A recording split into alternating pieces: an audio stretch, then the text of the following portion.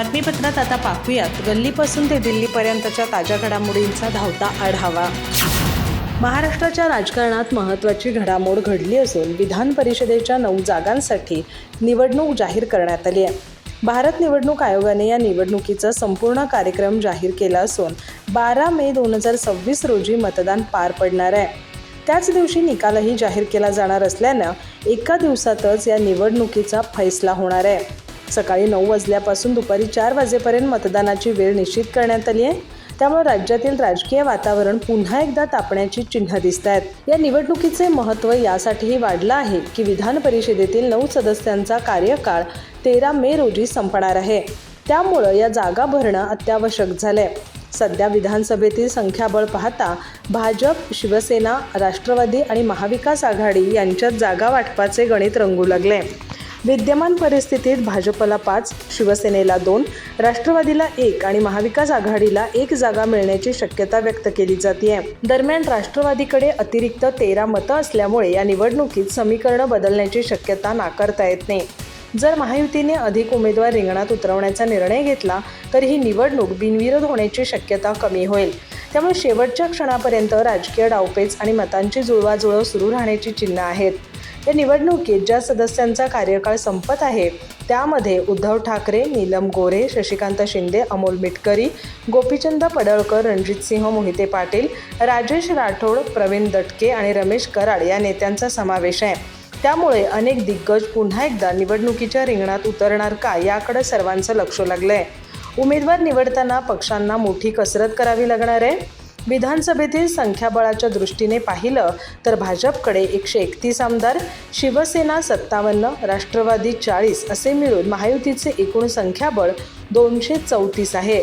तर महाविकास आघाडीकडे काँग्रेसचे 16, राष्ट्रवादी 10 आणि शिवसेना असे मिळून 49 आमदार आहेत। इतर पक्ष आणि अपक्ष मिळून काही मतं आहेत ज्यांचा परिणाम अंतिम निकालावर होऊ शकतो।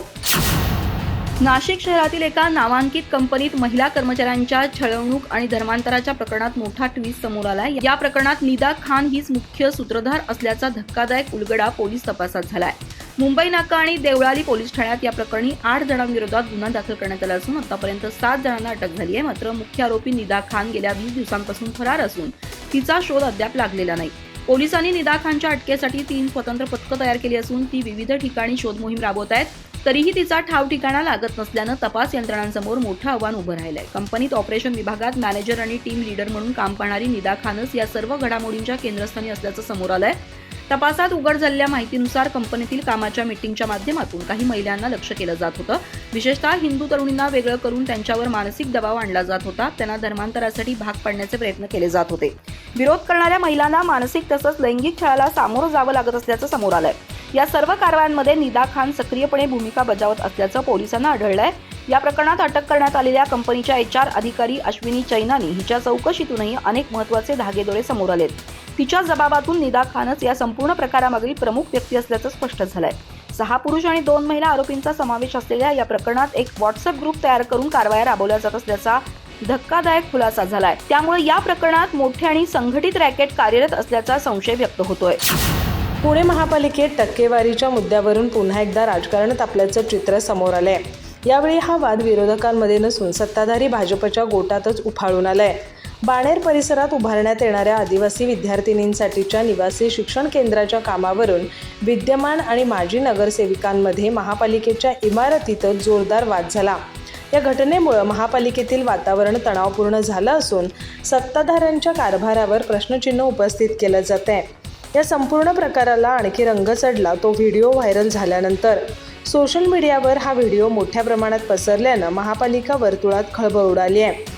या व्हिडिओमध्ये नगरसेविकांमधील तीव्र वाद, आरोप प्रत्यारोप आणि शिवीगाळ स्पष्टपणे दिसत असल्याचं सांगितलं जातं।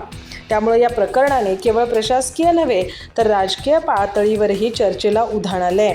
महापालिकेमार्फत बाणेर इथं सुरू असलेला हा प्रकल्प आदिवासी विद्यार्थिनींसाठी अत्यंत महत्त्वाचा मानला जातो। या निवासी शिक्षण केंद्रांचे सुमारे 85 ते 90% काम पूर्ण झाले। मात्र उर्वरित कामासाठी सुमारे 3 कोटी रुपयांचे टेंडर काढण्यात आलं असून त्याला स्थायी समितीची मंजुरीही मिळाली आहे। अंतिम टप्प्यात असताना या कामावरूनच वाद उफाळल्याचा दावा करण्यात येतोय। त्यामुळे या प्रकल्पाच्या भवितव्याबाबतही प्रश्न निर्माण झाले आहेत. या प्रकरणात माजी नगरसेविका राजश्री काळे आणि विद्यमान नगरसेविका रोहिणी चिमटे आमने सामने आल्याचं समोर आलंय. बुधवारी राजश्री काळे या महापालिकेच्या भवन विभागात आल्या असता तिथं रोहिणी चिमटे आणि संबंधित कंत्राटदार उपस्थित होते. यावेळी कामाच्या अंमलबजावणीवरून दोघींमध्ये तीव्र वाद झाला. सुरुवातीला शब्दांची देवाणघेवाण सुरू असताना हा वाद हळूहळू वाढत गेला आणि परिस्थिती चिघळली असा दावाही केला जातोय.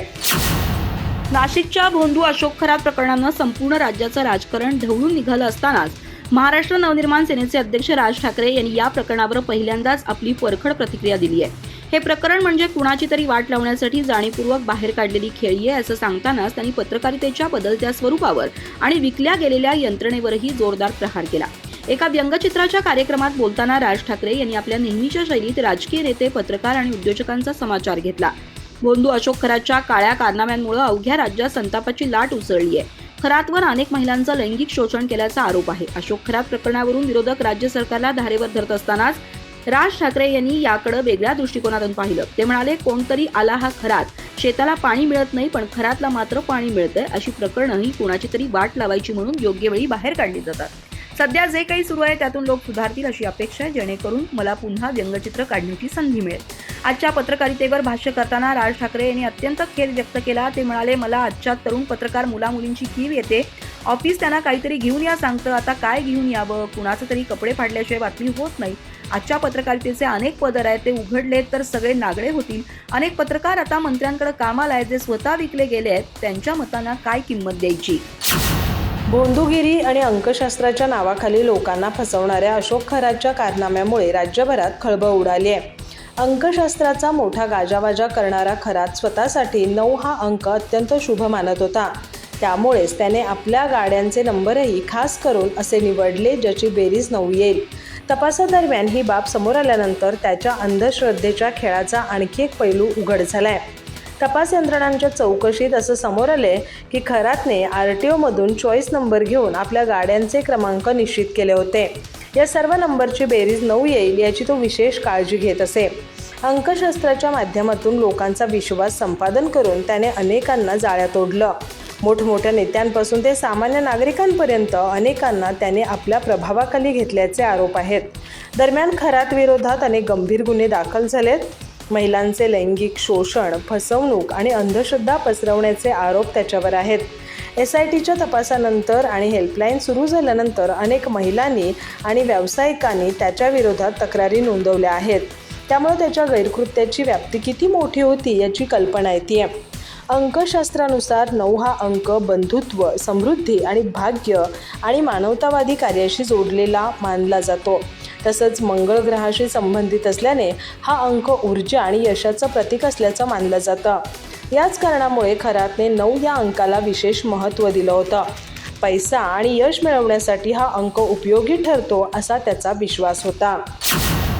महाराष्ट्र सरकारनं राज्यातील सरकारी कर्मचाऱ्यांसाठी महत्त्वाचा निर्णय घेत सार्वजनिक आरोग्य विभागातील बदल्यांचं नवं धोरण जाहीर केलंय. या संदर्भात शासन निर्णय प्रसिद्ध करण्यात आला असून या धोरणामुळे बदल्यांमध्ये सुसूत्रता, पारदर्शकता आणि समतोल राखण्याचा प्रयत्न करण्यात आलाय. विशेषतः गट ब, गट क आणि गट ड संवर्गातील कर्मचाऱ्यांसाठी हे सर्वसमावेशक धोरण लागू करण्यात आलंय.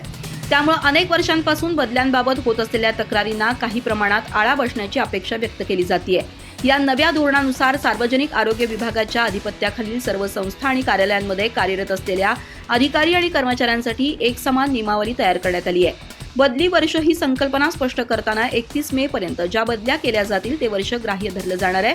तसंच एखाद्या कर्मचाऱ्याच्या बदलीसाठी विचार करताना त्याची सलग सेवा 31 मे पर्यंत पूर्ण झालेली असणं आवश्यक ठरणार आहे. यामुळे बदली प्रक्रियेत स्पष्टता येणार असल्याचं प्रशासनाकडून सांगितलं जातं. याशिवाय कोणत्याही कार्यालयातील एकूण कर्मचाऱ्यांच्या 30% जास्त बदल्या एका वर्षात एकाच वेळी करता येणार नाहीत असा महत्त्वाचा नियम लागू करण्यात आलाय. यामुळे अचानक मोठ्या प्रमाणात होणाऱ्या बदल्यांवर मर्यादा येणार आहे. तसंच विनंती बदल्यांचे आदेश दरवर्षी सप्टेंबर आणि डिसेंबर या 2 टप्प्यात काढले जाणार आहेत. बदल्यांच्या प्रक्रियेत राजकीय हस्तक्षेप रोखण्यासाठीही सरकारनं कठोर भूमिका घेतली असून दबाव टाकल्याचं आढळल्यास संबंधित कर्मचाऱ्यांवर शिस्तभंगाची कारवाई करण्यात येणार आहे. बदल्यांमध्ये प्राधान्यक्रम निश्चित करताना सरकारनं मानवी दृष्टिकोनही ठेवलाय. गंभीर आजारांनी ग्रस्त कर्मचारी किंवा त्यांच्या कुटुंबियांना प्रथम प्राधान्य देण्यात येणार आहे. यात पक्षाघात, हृदय शस्त्रक्रिया, कॅन्सर, मूत्रपिंड प्रत्यारोपण किंवा डायलिसिस अशा गंभीर आजारांचा समावेश आहे. तसंच अपंग कर्मचारी, मतिमंद मुलांचे पालक तसंच आजी-माजी सैनिकांच्या पत्नी किंवा विधवा यांनाही प्राधान्य दिलं जाणार आहे. या निर्णयामुळे गरजू कर्मचाऱ्यांना दिलासा मिळणार असल्याचं मानलं जात आहे. महिला आरक्षणाला विरोधी पक्षांचा विरोध नाही, पण हे बिल पहिलंच मंजूर झालं आहे. महिला आरक्षणाला विरोध नाही, पण मतदारसंघाच्या पुनर्रचनेच्या मनमानीला विरोध आहे आणि राहणार, असं उभाटाचे खासदार संजय राऊत यांनी म्हटलंय. सरकारने विरोधकांशी चर्चा करायला हवी होती. मसुदा समोर आल्यावर काय चर्चा करणार? 8 दिवसांनी जर बिलावर चर्चा झाली तर काय मोठा फरक पडणार आहे? एवढी कसली घाई झाली आहे, असा सवाल राऊत यांनी केलाय. संजय राऊत म्हणाले की आम्ही मतदान करत नारी शक्ती विधेयकाला विरोध करत हे बिल पाडणार आहोत. 364 मतं असल्याशिवाय हे मंजूर होणार नाही. सरकारकडे 292 मतं आहेत. ते जास्तीत जास्त 300 होऊ शकतो, पण आमच्याकडे मोठा आकडा आहे. हे बिल मंजूर होऊ देणार नाही. बिलाला विरोध म्हणून सभा त्याग करणार नाही. सरकारला मदत करणारे देशाचे दुश्मन असतील. संजय राऊत म्हणाले की नारी शक्ती हे बिल 2023 मध्ये मंजूर झालेलं आहे. केंद्र सरकार देशातील नागरिकांना फसवत आहे. त्या विधेयकामध्ये जनगणनेसंदर्भात काही चर्चा होत्या. हे बिल ऐतिहासिक आहे असं केंद्र सरकार म्हणत आहे. सध्या जितके खासदार आहेत त्यामध्ये महिलांना आरक्षण द्या. नवे मतदारसंघ निर्माण करत तुम्हाला हे बिल लादायचं आहे. सर्वांचा त्याला विरोध आहे. त्यांना हे बिल मंजूर करण्यासाठी बहुमत मिळणार नाही. नारी शक्ती बिल नसून केवळ भाजपा शक्ती बिल आहे. हे बिल आम्ही संसदेत मंजूर होऊ देणार नाही. उद्धव ठाकरे, संजय राऊत हे कधी मनपाची सुद्धा निवडणूक लढले नाही. त्यांनी मतदारसंघांच्या पुनर्रचनेच्या बाबत बोलताना मतदारसंघ असे फोडले जातील तसे फोडले जातील असं सांगू नये. राऊत यांना स्वतःचा मतदारसंघ नाही, त्यामुळे तुम्ही मतदारसंघाची चिंता करू नका असं भाजप प्रवक्ते नवनाथ बन यांनी म्हटलंय. उद्या विधेयक मंजूर झाल्यावर सांगा. ठाकरे काँग्रेस देशाचे शत्रू आहेत का हे सांगा, असंही बन यांनी म्हटलंय. नवनाथ बन म्हणाले की कुठल्याही खासदारांना संसदेत येण्यापासून कुणीही रोखू शकत नाही. ही माहिती संजय राऊत यांना नाही का? मनाला येईल ती वायफळ बडबड करण्याचा तुमचा धंदा गेली 4 ते 5 वर्ष सुरू आहे. उद्या तृणमूल काँग्रेस, उभाटाचे खासदार विधेयकाला पाठिंबा देणार आहेत आणि संजय राऊत तोंडावर पडणार आहेत. नवनाथ बन म्हणाले की नारी शक्ती विधेयक हे काही भाजप शक्ती विधेयक नाही, तर भारत शक्ती विधेयक आहे. महिलांना सन्मानाचं स्थान मिळण्यासाठी हे विधेयक आहे. महिलांची शक्ती वाढवणारं हे बिल आहे. लोकसभेत महिलांचं नेतृत्व पुढे यावं म्हणून हे विधेयक आहे. राऊतांकडून या विधेयकाला विरोध करण्यात येतोय कारण त्यांच्या पक्षाकडून महिलांना शिवीगाळ करण्यात येते. हे बिल आलं तर आपल्या पक्षाचं काही खरं नाही हे राऊतांना समजलं म्हणून ते विरोध करतायत. या विधेयकाच्या निमित्तानं महिलांचा सन्मान होऊ नये अशी राऊतांची इच्छा आहे. अधिक माहिती आणि ताज्या घडामोडींसाठी आजच आमचे चॅनल सबस्क्राईब करा.